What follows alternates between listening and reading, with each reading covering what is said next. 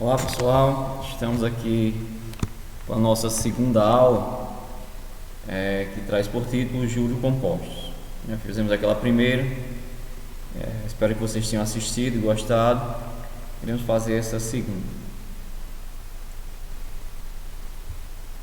O objetivo desta aula é compreender a definição de juros compostos e aplicar na resolução de problemas. E evidentemente resolver problemas que envolvam juros compostos. A definição de juros você já sabe, né? A gente viu na aula passada, né, em relação a juros simples. A definição de juro continua sendo a mesma. O que é o juro? Juro é o rendimento produzido pela aplicação de um capital a uma dada taxa de porcentagem em um determinado período de tempo. O que nos interessa agora é saber a diferença entre juros simples e juro composto, né, que são os regimes de capitalização. No regime de juros simples, como nós vimos, a taxa de juros ela sempre incide sobre o capital inicial. Se você tiver uma taxa de 5%, por exemplo, sobre um valor de R$1.000, esse 5% sempre vai incidir sobre esses 1.000, no primeiro mês, no segundo, no terceiro, sempre sobre o capital inicial. Nos juros compostos, vai haver uma diferença. A taxa de juros ela vai incidir sobre o montante do período anterior. Isto é, sobre o capital mais o juro. É por isso que juros compostos também é denominado de juros sobre juros.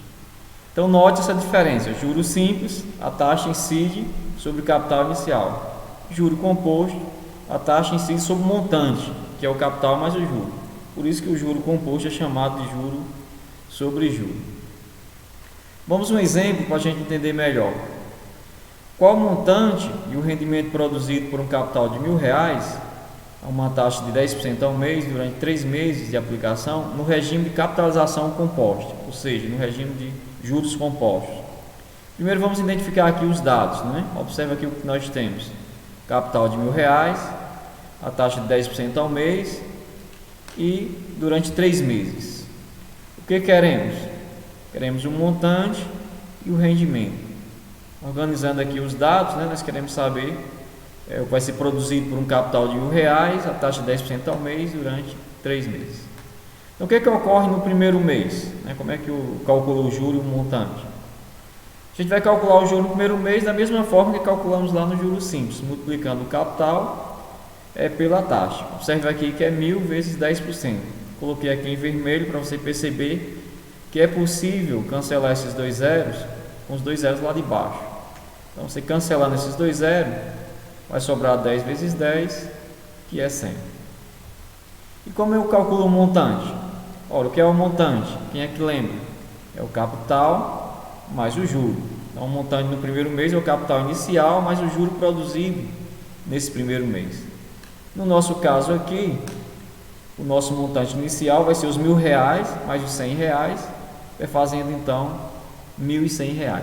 Então, o montante inicial aqui vai ser 1.100. O que ocorre então no segundo mês? Vamos calcular o juro do segundo mês. Mesma coisa, só que com a diferença agora. Em vez de eu calcular os 10% sobre os 1.000, eu vou calcular sobre o montante anterior, que é R$1.100. Note aqui, em vez de 1.000, aqui você tem R$1.100. Calculando aqui, cancelando os nossos zeros, vai ficar R$110. E quem seria o nosso montante 2, o nosso montante no segundo mês? Vai ser o montante anterior, no primeiro mês, mais o juro produzido durante o segundo mês. Então, quem é o montante anterior? Está aqui, nosso 1.100, e o juro, que nós calculamos aqui, R$110. Então, você tem aí o montante do segundo mês, é 1.100 mais 110. Então, isso vai dar R$1.210. No terceiro mês, o que acontece? Observe agora que eu vou calcular 10%, não mais do R$1.000, não mais do 1.100, mas do montante anterior, que é 1.210. Então, calculando 10% de 1.210, quanto é que vai dar? Observe aqui que eu posso cancelar esses dois zeros aqui de cima, esse zero e esse zero, com esses dois zeros aqui de baixo. Posso fazer esse cancelamento, vai sobrar 121 vezes 1, e 121 vezes 1 é 121. Então, no terceiro mês, quem vai ser o nosso montante? vai ser o montante do mês anterior, que é o M2, está aqui ele, 1.210, mais o juro desse mês, que é 121. Então, você tem aí M2, que é 1.210, mais o 121, dá, portanto, R$ 1.331. Então está aí o nosso montante até o terceiro mês. A questão também nos pede o juro, né? Como calcular o juro?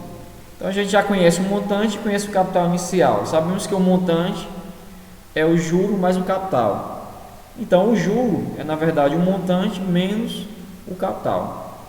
Quem é o nosso montante? Nosso montante aqui vai ser o 1.331 menos 1.000, que dá, portanto, R$ 331. Note que o montante final no terceiro mês era 1.331.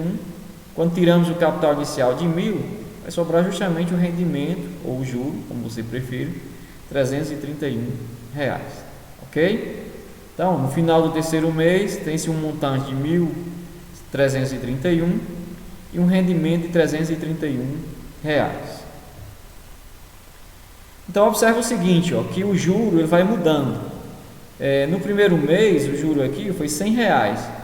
Já no segundo mês foi 110, no terceiro 121. É o que diferencia do juros simples. No juro simples, todos os meses seriam R$ 100, se fosse nesse caso. Mas no juro composto, como é juro sobre juro, o juro vai, portanto, aumentando. Então, se fosse um tempo longo, então como calcularíamos? Ia fazer 1 a 1, mês a mês?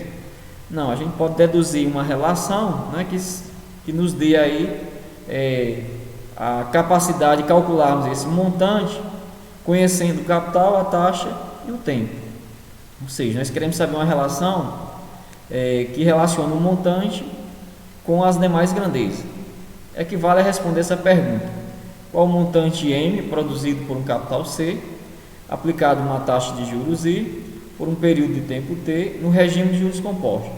E qual o rendimento, ou seja, o juro obtido nessa aplicação? Então, no primeiro mês, o que acontece? O nosso montante ele vai ser o capital inicial, mais a taxa aplicada a esse capital inicial. Como estamos vendo aqui em tela, é o capital inicial, mais a taxa aplicada a esse capital inicial. Observe que esse C, eu posso colocar ele em evidência. Fazendo isso, nós vamos ter aqui C dividido por C dá 1, e CI dividido por C dá I. Então vai ficar M1 é igual a C vezes 1 mais I. Ou, se você preferir, nós observamos aqui que o primeiro montante vai ser o capital vezes 1, que é o 100%, mais a taxa elevado a 1. O que ocorre no segundo mês? Em vez de você aplicar a taxa aí ao capital, você vai aplicar o montante anterior, que é o M1. Então vai ser M1 mais M1 vezes I. Colocando o M1 em evidência, fica M1 vezes 1 mais I. Mas quem é o montante do primeiro mês? Aqui é o capital mais 1 sobre I. Substituindo o M1 por esse valor, por C vezes 1 mais sobre I, vai ficar assim: M2 é igual a C vezes 1 mais I vezes 1 mais I. Observe que o 1 mais I aparece duas vezes aqui no parênteses, potência de mesma base. Aqui é 1, aqui também é 1. Então, 1 mais 1 é 2. Então, vai ficar C vezes 1 mais I elevado a 2. Ok? E no terceiro mês não vai ser diferente. A gente vai ter exatamente a mesma coisa. Esse M2 vai ser aplicado aqui, gerando no final M3, que é C vezes 1 mais I elevado a 3. A partir dessa demonstração, o que a gente percebe? A gente percebe que no primeiro mês o montante vai ser o capital inicial vezes o fator de capitalização, que é 1 mais I, elevado a 1. Coloquei aqui em vermelho para você perceber. No segundo mês, o M2 ele vai ser o capital inicial vezes 1 mais I elevado a 2. Note aí, ó, que no segundo mês vai ser a mesma relação, mudando apenas aqui o expoente.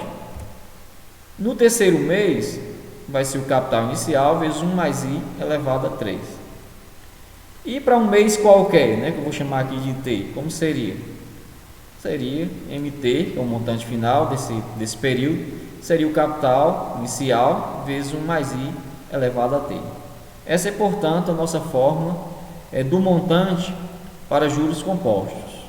Então ela fica assim, né? Ó, MT, ou seja, o montante, M de montante, é igual a C, que é o capital inicial, vezes 1 mais I, que é a taxa, elevado ao tempo T. E o juro, obviamente, é o montante menos o capital. Ok? Então, a partir de agora, a gente vai usar essa relação. Vamos para um exemplo para a gente entender melhor. Note o seguinte, ó, que lá no juro simples, o que a gente fazia? Primeiro a gente calculava o juro, né? Vocês lembram disso? O juro simples, a gente calculava o juro usando essa fórmula. E depois a gente calculava o montante somando o capital mais o juro. O que acontece no juro composto? No juro composto a gente calcula primeiro o montante para depois calcular o juro. Então há uma relação aqui inversa no que calcular primeiro. Então no juro composto, melhor calcular o montante primeiro para depois calcular o juro. Ok? Outra observação importante é que na forma de juro composto é mais prático usar a taxa de juro I na forma decimal, certo? Nós já sabemos como transformar da taxa percentual para a taxa decimal. Vamos a alguns exemplos só para relembrar. Em vez de eu usar 5%, eu vou usar na fórmula 0,05, que é o mesmo 5% escrito na forma decimal. Em vez de eu usar 12%, por exemplo, eu vou usar 0,12. Em vez de eu usar 2,5%, eu vou pegar essa vírgula e puxar para a esquerda duas casas decimais, então vai pular o 2 e mais uma casa, ela vai ficar 0,025, que é o mesmo 2,5%. 37,43%. Observe que a vírgula ela já tem dois números depois dela, então quando eu tirar esse porcentagem, eu dividir esse número por 100, ela vai correr para a esquerda duas casas decimais, então vai ficar assim, 0,3743. Ok? Então no lugar do I lá na forma, a gente usa esses valores na forma decimal, porque é mais prático. Vamos um exemplo aqui para a gente compreender melhor.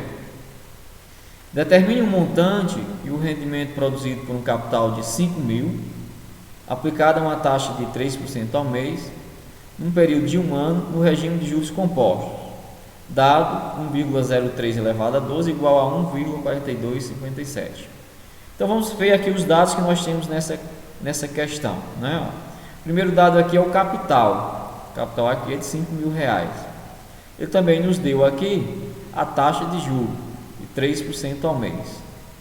Temos também aqui o tempo de 1 ano e temos esse dado que ele deu no final da questão, que é essa potência de 1,03 elevado a 12 igual a 1,4357. Então, recolhendo esses dados aqui de forma organizada, fica assim, né? Nosso capital, 5.000, a taxa de 3% ao mês, o tempo 1 ano, o montante nós queremos saber, o juro também nós queremos saber, e foi dado essa potência aqui, que certamente seria usado no nosso problema. Então, já sabemos como é que se calcula o montante, vamos usar a nossa relação, né? Mas antes disso, observe que esse 3% a gente pode escrever aqui na forma de decimal, 0,03 ao mês, ok? E 1 ano é o mesmo que 12 meses, então a taxa aqui está em mês e o tempo aqui está em mês. Podemos usar agora a nossa relação aqui, M é igual a C vezes 1 mais I elevado a T. Vamos substituir os nossos dados, queremos achar o montante, então vamos substituir aqui o C, o I e o T, né? Substituindo aqui, ó, nosso capital é 5.000, nossa taxa I aqui é 0,03, nosso tempo é 12, ok? O que a gente vai calcular primeiro? A gente vai calcular primeiro o que está aqui entre parênteses, esse 1 mais 0,3. 1 mais 0,3 dá quanto? Dá 1,03 elevado a 12. O que temos agora? Temos uma multiplicação e uma potência. O que é que faz primeiro? Faz primeiro a potência. Esse 1,03 elevado a 12 foi dado aqui no problema. Ele vale 1,4257. A gente vai trocar esse 1,03 por este valor. Fazendo isso, vai ficar 5.000 vezes 1,4257. Multiplicando esse valor por 5.000, chegamos então ao montante no final dos 12 meses de R$ 7.128,50. Ok? A questão também nos pede para calcular o juro. Como é que se calcula o juro? Nós sabemos que o juro é o montante menos o capital. Quem é o nosso montante? Nosso montante é 7.128. Quem é o nosso capital? Nosso capital é 5.000. Subtraindo 7.128,50, tirando 5.000, fica 2.128. Ok? Então tá aí o nosso juro aplicado a esse capital. Ok? Espero que vocês tenham entendido. Nas próximas aulas a gente trabalha mais alguns exemplos. Não se esqueça de estudar os slides, de resolver os exercícios propostos e de assistir às videoaulas que estão sugeridas no slide. Um abraço a todos.